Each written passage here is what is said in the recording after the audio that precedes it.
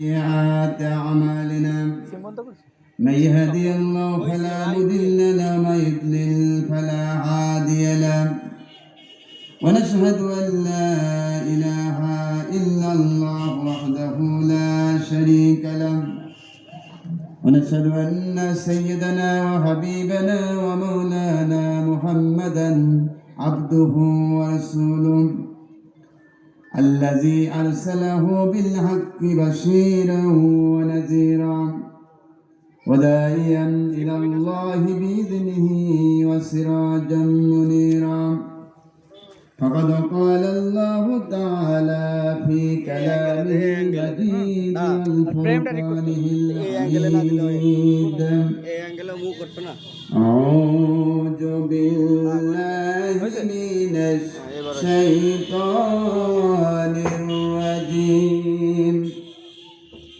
بسم الله الرحمن الرحيم إن الله وملائكته يصلون على النبي يا أيها الذين آمنوا صلوا عليه وسلموا تسليما اللهم صل على سيدنا مولانا محمد وعلى آل سيدنا مولانا محمد সকলে প্রাণ খুলে মহব্বতের সাথে সহায় পড়েন আল্লাহুম্মা সাল্লি আলা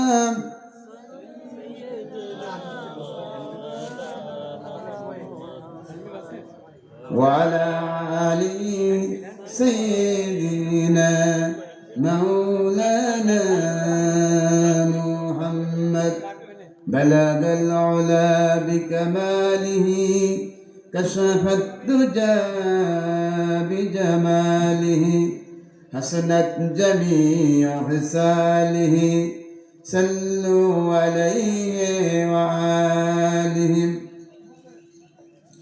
সম্মানিত সভাপতি মাওলানা আশরাফউদ্দিন খতিব ইমাম খতিব বাইতুল হক জামে মসজিদ ইমাম খতিব মাইনখোলা জামে মসজিদ ও মাইনখোলা এলাকাবাসী হাজারাত উলামায়ে কেরাম বিভিন্ন এলাকা থেকে আগত সম্মানিত ভাই এবং বোনেরা পর্দার আড়ালের মা এবং বোনেরা আসসালামু আলাইকুম ওয়া রাহমাতুল্লাহি ওয়া বারাকাতুহু আল্লাহ তাআলা আমাদেরকে এখানে আসার তৌফিক এনায়েত করেছেন এজন্য আমরা সকলে জোরে সোরে বলি আলহামদুলিল্লাহ আরো জোরে সোরে মহব্বতের সঙ্গে বলি আলহামদুলিল্লাহ রব্বানা লাকাল হামদ হামদান কাসীরান طيبا مباركا فيه يا ربي لك الحمد كما ينبغي لجلال وجهك وعظيم سلطانك আমরা মহান আল্লাহ সুবহানাহু ওয়া তাআলার প্রশংসা করে নিলাম। তখন আমরা শয়তানের ওয়াসওয়াসা থেকে আল্লাহ পাকের কাছ থেকে পানাহ চেয়ে যথারীতি কোরআন থেকে সরাসরি আলোচনা শুরু করি। পড়ুন সবাই, পড়ুন সুস্থ কণ্ঠে সকলে একযোগে পড়েন। আউযু বিল্লাহি মিনাশ শাইতানির রাজীম বিসমিল্লাহির রাহমানির রাহিম। সূরা আস-সাফের 599 পৃষ্ঠার 10 এবং 11তম আয়াত থেকে আলোচনা করা যাচ্ছে। ইয়া আইয়ুহাল্লাযীনা আমানু হাল আদুল্লুকুম আলা তিজারাতিন তুনজিকুম মিন আযাবিন আলীম তু'মিনুনা বিল্লাহি ওয়া রাসূলিহি وتجاهدون في সাবিলিল্লাহি বিআমওয়ালিকুম ওয়া আনফুসিকুম যালিকুম খায়রুল লাকুম ইন কুনতুম তা'লামুন। সাদাকাল্লাহুল আযীম। আল্লাহ পাক বলছেন, ইয়া আইয়ুহাল্লাযীনা আমানু হাল আদুল্লুকুম আলা তিজারাতিন তুনজিকুম মিন আযাবিন আলীম। হে ঈমানদারগণ, আমি কি তোমাদেরকে এমন একটি ব্যবসার কথা বলবো না, যে ব্যবসা করলে তোমাদেরকে কঠিন জাহান্নামের আযাব থেকে তোমাদেরকে রক্ষা করবেন? তিনি কি বলবেন না? তার মধ্যে অবশ্যই তিনি বলবেন। এবং সে ব্যবসা তিনটির মধ্যে পুঁজি কয়টা? তিনটা। আল্লাহ বলছেন, প্রথম পুঁজি হচ্ছে তুমিনুনা বিল্লাহ, আল্লাহর প্রতি তোমাদের ঈমান আনতে হবে। ওয়া রাসূলিহি, এবং রাসূলের প্রতি তোমাদেরকে ঈমান আনতে হবে। ওয়া তুজাহিদুনা ফি সাবিলিল্লাহি বিআমওয়ালিকুম ওয়া আনফুসিকুম, এবং জান দিয়ে মাল দিয়ে আল্লাহর সাথে তোমাদেরকে জিহাদ করতে হবে। যালিকুম খায়রুল লাকুম ইন কুনতুম তা'লামুন, বস্তুত এর মধ্যে তোমাদের জন্য কল্যাণ রয়েছে যে তোমরা তা বুঝতে পারো। তখন এই তিনটি ব্যবসায়িক পুঁজির বিষয় নিয়ে খুব সংক্ষেপে আপনাদের সামনে তাফসীর করা হবে ইনশাআল্লাহ। আল্লাহ পাক তিনি প্রথমে বলেছেন, তুমিনুনা বিল্লাহ, আল্লাহর প্রতি তোমাদেরকে ঈমান আনতে হবে। এখন সেই ঈমানটা কিভাবে আনতে হবে? আল্লাহ রাব্বুল আলামিন আমাদেরকে ঈমানে মুবাশশিরের মধ্যে তিনি আমাদেরকে সেটা জানিয়ে দিয়েছেন। সেটি হচ্ছে আমানতু বিল্লাহি ওয়া মালাইকাতিহি ওয়া কুতুবিহি ওয়া রাসূলিহি ওয়াল ইয়াউমিল আখিরি ওয়াল কদরি খায়রিহি ওয়া শাররিহি মিনাল্লাহি তাআলা ওয়াল বা'সি বা'দাল মাউত। আল্লাহ পাক তিনি বলছেন, আমানতু বিল্লাহ, তোমাদেরকে আল্লাহর প্রতি ঈমান আনতে হবে। ওয়া মালাইকাতিহি, তোমাদেরকে ফেরেশতাগণের প্রতি তোমাদেরকে ঈমান আনতে হবে। ওয়া কুতুবিহি, আমার কিতাব সমূহের প্রতি তোমাদেরকে ঈমান আনতে হবে। ওয়া রাসূলিহি, আমার রাসূলগণের প্রতি তোমাদেরকে ঈমান আনতে হবে। ওয়াল ইয়াউমিল আখির, আর পরকালের প্রতি তোমাদেরকে ঈমান আনতে হবে। ওয়াল কদরি, আর তকদীর ভাগ্য লিপির প্রতি তোমাদেরকে ঈমান আনতে হবে। খায়রি ওয়াশ শাররিহি মিনাল্লাহি তাআলা, আর ভালো মন্দ যাহাই সব আল্লাহ রাব্বুল আলামিনের পক্ষ থেকে হয়, এইটার প্রতি তোমাদেরকে ঈমান আনতে হবে। ওয়াল বা'সি বা'দাল মাউত, আর মৃত্যু পরে তোমাদেরকে ওই আল্লাহ রাব্বুল আলামিনের কাছে পৌঁছতে হবে। এই কথাগুলোর উপর বিশ্বাস করার নাম হচ্ছে ঈমান। ঠিক কি না? শুধু আমি বললাম আমি আল্লাহর প্রতি ঈমান আনলাম, ঈমান আনা হয়ে গেল না। আল্লাহ পাক যেভাবে বলেছেন তার চতুর্দিক নিয়ে যিনি যে পয়েন্টগুলো কথা বলেছেন, সমস্ত বিষয়ের উপর ঈমান আনার অর্থ কি? আল্লাহর প্রতি ঈমান আনা। তুমিনুনা বিল্লাহ, আল্লাহর প্রতি ঈমান আনয়ন করা। আল্লাহ রাব্বুল আলামিন তার ঈমান আনান সম্পর্কে সূরা নিসার মধ্যে আল্লাহ রাব্বুল আলামিন তিনি বলেছেন, ফাম্মাল্লাযীনা আমানু বিল্লাহি ওয়া তাসামু বিহি ফাসায়াদখিলুহুম ফি রাহমাতিন মিনহু ওয়া ফাদলিন ওয়া ইয়াহদিহিম ইলাইহি সিরাতাম মুস্তাকিমা। আল্লাহ পাক তিনি বলছেন, ফাম্মাল্লাযীনা আমানু বিল্লাহ, অতঃপর যারা আল্লাহর প্রতি ঈমান আনয়ন করবে, ওয়া তাসামু বিহি, এবং তার শক্তিকে দৃঢ়ভাবে শক্তভাবে আঁকড়ে ধরবেন। ফাসায়াদখিলুহুম ফি রাহমাতিন মিনহু ওয়া ফাদলিন, তাদেরকে তিনি তার দয়া এবং অনুগ্রহের মধ্যে দাখিল করবেন। ওয়া ইয়াহদিহিম ইলাইহি সিরাতাম মুস্তাকিমা, এবং তাদেরকে তিনি তার দয়া এবং অনুগ্রহের মধ্যে দাখিল করবেন এবং তাদেরকে হেদায়েতের সরল পথে পরিচালিত করে দিবেন। সুবহানাল্লাহ। সুতরাং আল্লাহর প্রতি আমাদের ঈমান আনতে হবে এবং তার শক্তিকে আঁকড়ে ধরতে হবে। তাহলে আল্লাহ রাব্বুল আলামিন আমাদেরকে তিনি তার দয়া এবং অনুগ্রহে দাখিল করবেন এবং তার হেদায়েতের সরল পথ আমাদেরকে পরিচালিত করে দেবেন। সুবহানাল্লাহ। এখন এরপরে দ্বিতীয় পয়েন্ট হচ্ছে যেটা বলছিলাম, তুমিনুনা বিল্লাহ, আল্লাহর প্রতি ঈমান আনতে হবে, এরপরে রাসূলিহি, রাসূলের প্রতি ঈমান আনতে হবে। কার প্রতি? রাসূলের প্রতি ঈমান আনতে হবে।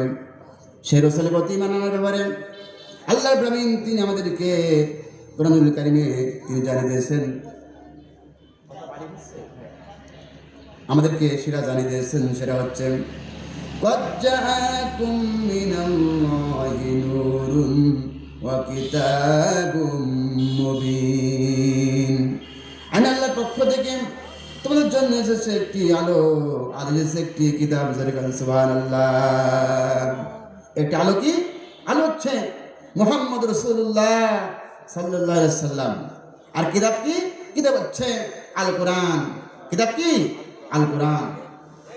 সুতরাং যে তোমরা এই আলোকে অর্থাৎ বিশ্বনবী জনাব মুহাম্মদ রাসূলুল্লাহ সাল্লাল্লাহু আলাইহি সাল্লামকে যদি তোমরা মেনে নিতে পারো, তাকে অনুসরণ করতে পারো, এবং তার কিতাবকে যদি তোমরা অনুসরণ করে জীবন পরিচালনা করতে পারো, তাহলে তোমার জন্য পরকালে আল্লাহ রাব্বুল আলামিন জান্নাত রেখেছেন। সুবহানাল্লাহ। আল্লাহ রাব্বুল আলামিন অন্য কথা তিনি বলেছেন, আলিফ লাম রা কিতাবুন আনজালনাহু ইলাইকা লিতুখরি জান্নাস মিনাজ জুলুমাতি ইলান নূর। কোরআন নাযিল করেছে আপনার উপর যাতে আপনি মানুষকে অন্ধকার থেকে আলোর দিকে নিয়ে আসতে পারেন। সুবহানাল্লাহ। কোরআন আল্লাহর উপর নাযিল করেছেন এজন্য যাতে গোটা বিশ্বের মানুষকে রাসূল কারীম সাল্লাল্লাহু আলাইহি ওয়াসাল্লাম আলোর দিকে নিয়ে আসতে পারেন। সুবহানাল্লাহ। অন্ধকার কি? অন্ধকার হচ্ছে মানুষের তৈরি করা মতবাদ, ঠিক কি না? মানে সমস্ত মতবাদকে দূর করে যেন রাসূল কারীম সাল্লাল্লাহু আলাইহি ওয়াসাল্লাম যেন মানুষকে যেন আলোর দিকে নিয়ে আসতে পারেন, সেই কথাই আল্লাহ পাক এই সূরার মধ্যে আয়াতে বলেছেন, ঠিক কি না? আল্লাহ পাক রাসূল কারীম সাল্লাল্লাহু আলাইহি ওয়াসাল্লামকে গোটা বিশ্বের রাসূল প্রেরণ করেছিলেন। আল্লাহ রাব্বুল আলামিন সেটা কোরআনুল কারীমে তিনি বলেছেন, কুল ইয়া আইয়ুহান নাসু ইন্নী রাসূলুল্লাহি ইলাইকুম জামিয়া। রাসূল, আমি আপনাকে গোটা বিশ্বের সমস্ত মানুষের জন্য রাসূল রূপে প্রেরণ করে দিয়েছেন। সুবহানাল্লাহ। রাসূল কারীম সাল্লাল্লাহু আলাইহি ওয়াসাল্লামকে আল্লাহ রাব্বুল আলামিন গোটা বিশ্বের সমস্ত মানুষের জন্য তিনি রাসূল রূপে প্রেরণ করেছিলেন। তিনি শুধু মক্কার ওই সমস্ত মানুষের জন্য তিনি রাসূল নন, তিনি শুধু মদিনার ওই সমস্ত মানুষের জন্য রাসূল নন, তিনি শুধু মুসলমানদের রাসূল নন, তিনি হচ্ছেন গোটা বিশ্বের সমস্ত মানুষের রাসূল। সুবহানাল্লাহ।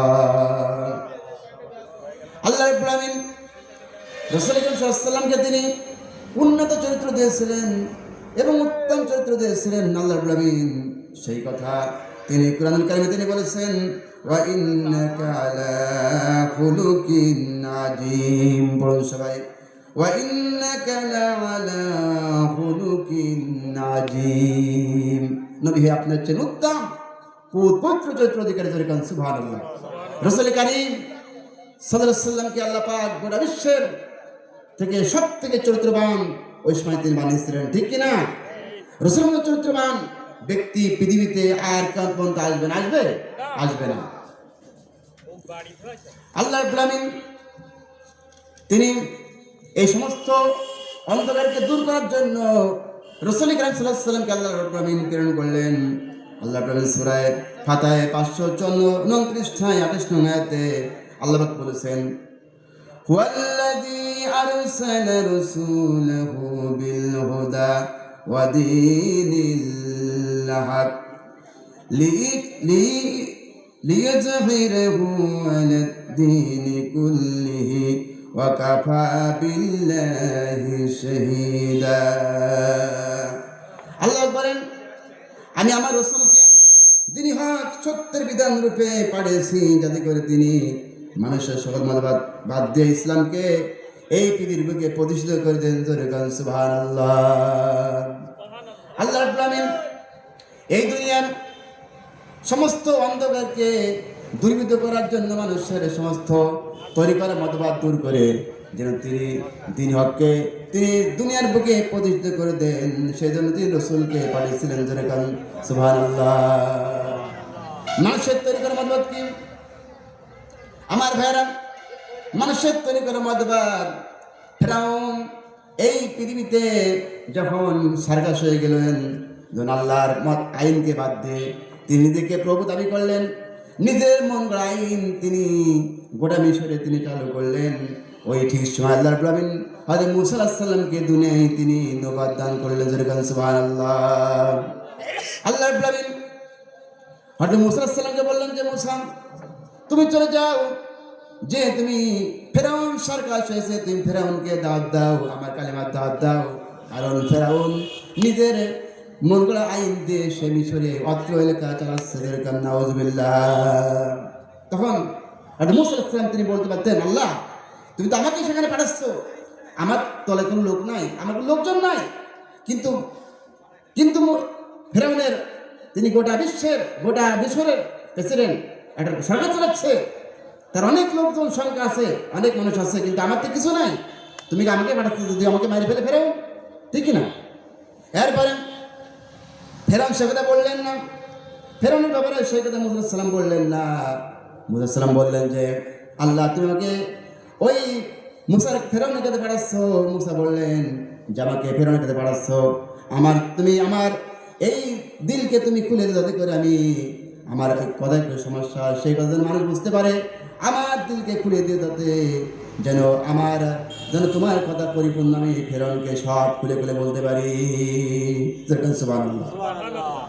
হযরত মূসা আলাইহিস সালাম তিনি যে বললেন যে ওগো ফেরাউন, আমি তোমার কাছে একটা দাওয়াত নিয়ে আসছি, তুমি তো এত জীবন এত কাল পর তুমি তোমার তৈরি করা মতবাদ দিয়ে তুমি এই গোটা মিশর চালাচ্ছ, এখন তোমাকে পড়ে নিতে হবে লা ইলাহা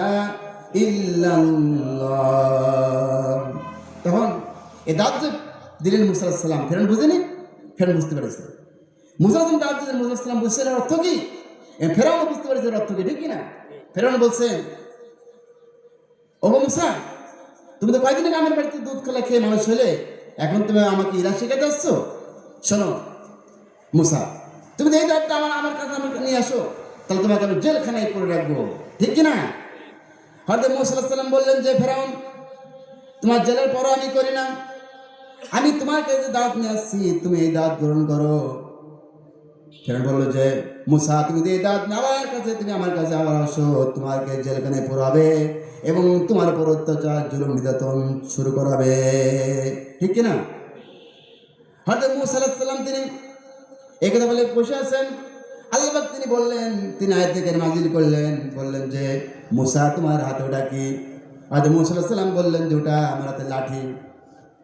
হযরত মূসা আলাইহিস সালাম বললেন লাঠি। আল্লাহ বলেন যে মূসা শুধু লাঠি নয়, ওর মধ্যে একটা মজা আছে, তুমি লাঠি জমিনে ফেলে দাও। হযরত মূসা আলাইহিস সালাম লাঠি জমিনে ফেলে দিলেন, ফেলে দেওয়া মাত্র ওই লাঠিটা বিশাল অজগরের সাথে পরিণত হয়ে গেল, ঠিক না?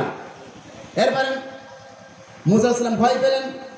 আল্লাহ বলেন যে মূসা তুমি ভয় পেও না, ওই লাঠির মধ্যে একটা মজা আছে, তুমি যদি আবার লাঠি ধরো, আবার ওই লাঠিটা স্বাভাবিক অবস্থায় আবার লাঠি হয়ে যাবে, সাপ আবার স্বাভাবিক অবস্থায় চলে আসবে। এখন মূসা আলাইহিস সালাম কি ভয় পেয়েছিলেন? না। যদি ভয় পান তা বিশাল একটা সমস্যা হবে, ঠিক না? তখন মূসা আলাইহিস সালাম তিনি ভয় পেলেন না, তিনি সাপ ধরলেন আল্লাহর হুকুমে। সাপ ধরার মাত্র ওই সাপটা আবার লাঠিতে পরিণত হলো। সুবহানাল্লাহ। এবার ফেরাউন বলল, মূসা তুমি আমাকে ভয় দেখাচ্ছ? এরপরে মূসা আলাইহিস সালাম ভয় দেখাচ্ছে না, আমি আল্লাহর মজা তোমার সামনে পেশ করলাম। ফেরাউন বলল যে মূসা তোমার বিরুদ্ধে আমার ষড়যন্ত্র এখন শুরু হয়ে যাবে। কি হবে? ষড়যন্ত্র শুরু হয়ে যাবে। মূসা আলাইহিস সালাম তিনি তার সাপদের কিনে তিনি নীল দরিয়ার কিনারায় তিনি হেদায়েত দিচ্ছিলেন। প্রথমে দেখতে পেলেন হযরত মূসা আলাইহিস সালামের সামনে দেখতে পেলেন যে ফেরাউন তিন দিক থেকে সৈন্য সামন্ত নিয়ে ঘেরাও করে চলে আসতেছে। এবার হযরত মূসা আলাইহিস সালামের ভয় পেলেন, স্যার বললেন যে হুজুর তিন দিক থেকে ফেরাউন চলে যাচ্ছে আমাদেরকে মারার জন্য, এখন আমাদের তো বরং ছাড়া কোনো পথ নাই, মনে করেন যে আমার সামনে একটা নদী, এই নদীর সামনে দিয়ে আমরা এখানে দিনে কথা বলতেছি, যদি ইসলাম বিরোধী শক্তি যদি আমাদেরকে আক্রমণ করে, তাহলে আমরা তো আপনারা যেরকম বসে আছেন বলবেন যে হুজুর আলোচনা করতেছেন কিন্তু আমাদের ঘিরাও করে আসছে, আমাদেরকে এখনই শেষ করে দেবে, ঠিক কিনা? ঠিক এরকম অবস্থা। হয়তো মুসা আলাইহিস সালাম বললেন যে ভয় পেও না, কাল্লা কখনোই রব্বি সায়াদিন, অবশ্যই আল্লাহ রাব্বুল আলামিন আমাদেরকে পথ দেখাবেন। যেরকম সুবহানাল্লাহ। আমার ভাইরা, এরকম অবস্থা হয়েছিল রাসূল কারীম সাল্লাল্লাহু আলাইহি ওয়াসাল্লামের সময়। তার জীবনে রাসূল কারীম সাল্লাল্লাহু আলাইহি ওয়াসাল্লাম তিনি যখন বিদায়ের দিন তিনি আবু বকরকে নিয়ে তিনি বিদায় করলেন, তিনি মক্কা বিদায় করলেন। তিনি সকালবেলা প্রায় ফজর হয়ে গেল, তখন তিনি একটা গর্তের যেরকম তিনি আশ্রয় নিয়েছিলেন। এবার শত্রুরা চলে এসছে গর্তের ভিতর প্রায় রসুলকে মারার জন্য। এরপরে আবু বকর ভয় কেঁদে ফেলেছে, ইয়া রাসূলুল্লাহ, হে শত্রুরা চলে এসছে গর্তের কাছে, প্রায় আমাদের তো এখন শেষ করে দিবে, ঠিক কিনা? নবীজি বলেছিলেন, ওগো আবু বকর তুমি ভয় পেও না, আল্লাহ রাব্বুল আলামিন সূরা তাওবায় আমাদেরকে জানিয়ে দিয়েছেন, ইযহুমা ফিল গার ইয ইয়াকুলু লিসাহিবিহি লা তাহাজান ইন্নাল্লাহা মা'ানা। আমার সাথী, ও বন্ধু, ভয় করো না, চিন্তা করো না, আমরাই মাইনরিটি নয়, আমরাই মেজরিটি। তখন আল্লাহ আমাদের সাথে আছেন, সুবহানাল্লাহ বিহামদিহি। এরকম মুসা বললেন যে ওগো সাহেব ভয় পেয়ে না, আল্লাহ তাই দেখাই দিলেন, ভয়ের পেলেন না। আল্লাহ বললেন যে মুসা আপনার হাতে ওটা কি? বললেন যে লাঠি। আল্লাহ বললেন যে মুসা তুমি দড়ির উপর লাঠিতে আঘাত করো। কি করো? আঘাত করো। এবার মুসা আলাইহিস সালাম তিন দড়ির উপর আঘাত করলেন লাঠি দিয়ে। আঘাত করে মাত্র ওই একটা রাস্তা বার করেছিল, কিন্তু 12টা রাস্তা আল্লাহ রাব্বুল আলামিন দড়ির মধ্যে তৈরি করে দিলেন। জোরে বলেন সুবহানাল্লাহ। তিনি 12টা রাস্তা তৈরি করে দিলেন। এবার প্রত্যেকে যাদের ইচ্ছা মতো 12টা গোত্র ছিল, 12টা গোত্র ওই রাস্তার দিয়ে চলে যাচ্ছেন। এরপর যখন তারা ঠিক মুসা আলাইহিস সালাম তার সাহাবীদেরকে নিয়ে যখন তারা ঠিক নীল দরিয়ার মাঝখানে চলে গেলেন, ফেরাউন এবার চলে আসছে, দেখেন যে বিশাল হাই মোটরে রাস্তা তৈরি করা। এখন ফেরাউন মনে করছে বাগান তৈরি করা রাস্তা, ডিস্ট্রিক্ট বোর্ডের রাস্তা মনে করছে ওর বাবার জন্য তৈরি করে রেখেছে। এবার বলছে আমার সৈন্যরা তোমরা এই দড়ির পরে উঠে পড়ো, এই ব্রিজে পরে উঠো, আমার শত্রু ফেরাউনকে তার সমস্ত সৈন্য সম্বন্ধকে মারো। আমার শত্রু মুসা তাকে এবং তার সৈন্য সম্বন্ধকে সব মেরে শেষ করে দাও। এই হুকুমে ফেরাউনের হুকুমে তার সৈন্য সম্বন্ধ সব নীল দরিয়ার ব্রিজে পরে উঠে পড়লেন। এবার যখন ঠিক মাঝখানে চলে গেছেন, এরপরে আল্লাহ বললেন কোন বৃষ্টি পানি যাওয়ার সঙ্গে সঙ্গে বলার মাত্র ওই ফায়াকুন পানি গেল, ঠিক কিনা? এবার ফেরাউনের সমস্ত সৈন্য সম্বন্ধ সব হাবুড় মুখে সব শেষ হয়ে গেল। এবার একাই মুসা আলাইহিস সালাম একাই বেঁচে আসছে ফেরাউন। এবার উত্তাল তরঙ্গমালা ঢেউর পাড়া ঢেউ আসছে, বড় বড় ঢেউ আসতেছে। এবার সব ওই ফেরাউনের সৈন্য সম্বন্ধ শেষ হয়ে গেল। এবার ফেরাউন ওই উত্তাল তরঙ্গমালায় পানি খেতে খেতে পেটটা কুট্টা মাছের মতন হয়ে গেছে, ঠিক কিনা? কোরআন আসছে না, কোরআন সে কথা আসছে। এবার ফেরাউন বলছে দেখে জানের বাঁচে না। ফেরাউন বলছে আল্লাহ আমি তো আমাদের ঈমান আনলাম, আমি তো মুসলমান হয়ে গেলাম, তুমি যদি না বোঝো ওই মুসা আর হারুন যে রবের প্রতি ঈমান আনছে আমি ওই রবের প্রতি ঈমান আল্লাহ এখন তো মুসলমান হয়ে গেছি, তুমি আমাকে আর চুবাই না, আরো বেশি করে চুবাচ্ছে ফেরাউন। এখন আল্লাহ বলছে ফেরাউন তুমি কি আমাকে গোবৎ মনে করছো, পাগল মনে করছো?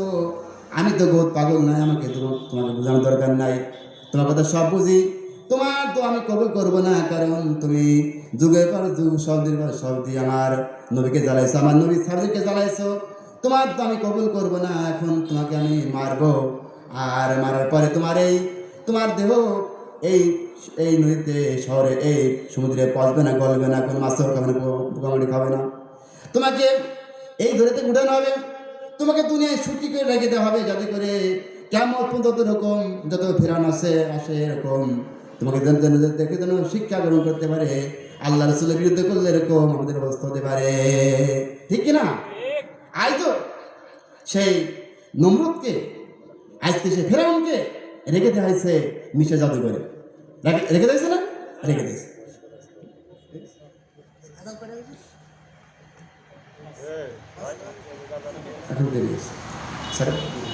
এবার ফেরাউনকে শেষ করে আল্লাহ পাক এই ফেরাউনকে মিশে জাদুঘরে রেখে দেওয়া হয়েছে। এরপর আসুন নমরুদের কথা। নমরুদ যখন এই পৃথিবী সব মানুষের তৈরি করা মতবাদে ভরে গেল, মূর্তি পূজা দিয়ে সব কিছু দিয়ে ভরে গেল, আল্লাহ পাক ওই সময় ঠিক ওই সময় হঠাৎ ইবনে সালামের উপর তিনি ওহী নাযিল করলেন। হযরত ইবনে সালামকে বললেন, যাও তুমি নমরুদের কাছে আমার কালেমা দাওয়াত নিয়ে যাও। ঠিক কিনা?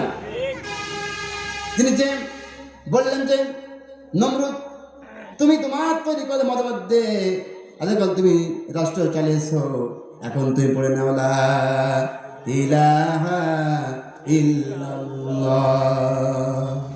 নমরুদ বলল, ও ইব্রাহিম, তুমি আমাকে ইলা শিখাইতে আসছো? আমি তো ইলা, তুমি ওর কাউকে ইলা কোন নামে তুমি ইলা নিয়ে আসলে? শোন ইব্রাহিম, তুমি আমাকে ইলা দাওয়াত নিয়ে আসবে না আমার দরবারে। যদি আবার আসো তাহলে তোমাকে আগুনে পুড়ে শেষ করে দেওয়া হবে। ঠিক কিনা? হযরত ইবনে সালাম বললেন যে, ও নমরুদ, আমি তোমার আগুনের ভয় পাই না, তোমার আগুনের ভয় আমি পাই না। আমি কালিমা দিয়ে দাওয়াত দিয়ে যাবো, তুমি পারলি তুমি ঠেকাও। ঠিক কিনা? তারপরে নমরুদ বলল, যাদের এই দাওয়াতের কারণে ফেরা এই নমরুদ ইউনাসের দাওয়াতের কারণে বিশাল আগুনের কুণ্ডলী তৈরি করলেন। ঠিক যখন তিনি তাকে আগুনে ফেলবেন, তখন জিবরাইল সালাম এসে বললেন যে, ইব্রাহিম, তোমাকে এখন আগুনে পোড়ানো হবে, ফেলে দেওয়া হবে, তুমি আমার কাছে সাহায্য চাও, তোমাকে আমি সাহায্য করে তোমাকে আগুন থেকে বাঁচিয়ে দেব। হযরত ইউনুস আলাইহিস সালাম বললেন জিবরাইলকে, ওগো জিবরাইল, আমি কি এমন কোন অন্ত খোদার ইবাদত করি যে তিনি আমার দুঃখ দুর্দশা দেখেন না? যদি জিবরাইল যদি পড়লে আল্লাহ পাক যদি খুশি হন, তাহলে আমি একবার নাই, আমি এরকম ১০০০০ বার পড়তে রাজি আছি। জোরে গান ঠিক কিনা? এরপরে যখন তিনি হযরত ইব্রাহিম সালাম আগুনে পড়ে যাবেন, ওই মতো আল্লাহ পাক তিনি তাকে দোয়া শিখিয়ে দিলেন, ইয়ানারু কুনি বারদান ওয়া সালামান আলা ইব্রাহিম। ও ইব্রাহিম, আমার আগুন, তুমি ইব্রাহিমের জন্য শান্তিদায়ক হয়ে যাও, ঠান্ডা হয়ে যাও। আগুনকে আর জানার শক্তি আছে ইব্রাহিমকে? শক্তি নেই। আগুন ঠান্ডা হয়ে গেছে, শান্তিতে ঠান্ডা হয়ে গেছে। এবার নমরুদ দেখে যে আগুন আর জ্বলে না। আগুনকে দেখার জন্য কিভাবে জ্বলে, তিনি রাস্তার সাথে দোতলাতে উঠছেন। নমরুদ আলাইহিসসালামকে পরে এই দৃশ্য দেখার জন্য নমরুদ রাস্তায় যেতে উঠছে। দেখে যে আগুন আর জ্বলে না, নমরুদের মাথায় আর কাজ করতেছে না। বলছে, আগুন তোমার কি হয়েছে? তুই কেন আমার শত্রুকে জ্বালাতে পারিস না? তোর কি দায় শক্তি তোর ভিতর কি নাই? এবার আগুনের ভিতর থেকে আওয়াজ আসলো, নমরুদ, আমার ভিতর দায়িত্ব শক্তি আছে কিনা তুই নিয়ে দেয়, আর তামাম পৃথিবী স্বর্গে নেয়, তবে সহ তামাম পৃথিবী জালে পুড়ে দেব, কিন্তু ইব্রাহিমের এক গাছা পশম আমি পুড়াইতে পারি না। তো দেখো, কতক্ষণ আমি জালাসনা করেছিলাম, তাফসীর করেছিলাম। আল্লাহ পাক যেন এই তাফসীর থেকে আমাদেরকে হিদায়াত নসিব করুন। আমরা সকলে বলে আমিন। তখন আদান হবে, যারা ওযু নেই তারা আপনার ওযু করে মসজিদে চলে যান।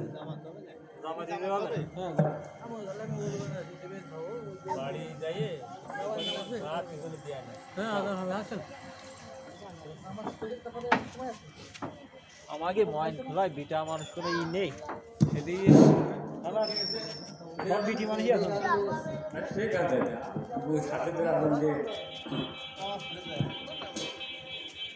আল্লাহু আকবার, আল্লাহু আকবার, আল্লাহু আকবার, আল্লাহু আকবার।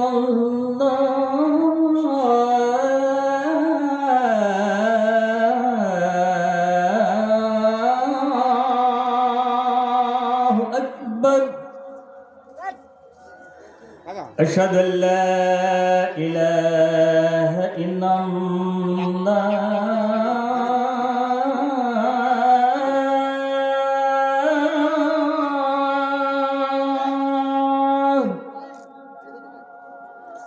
أشهد أن لا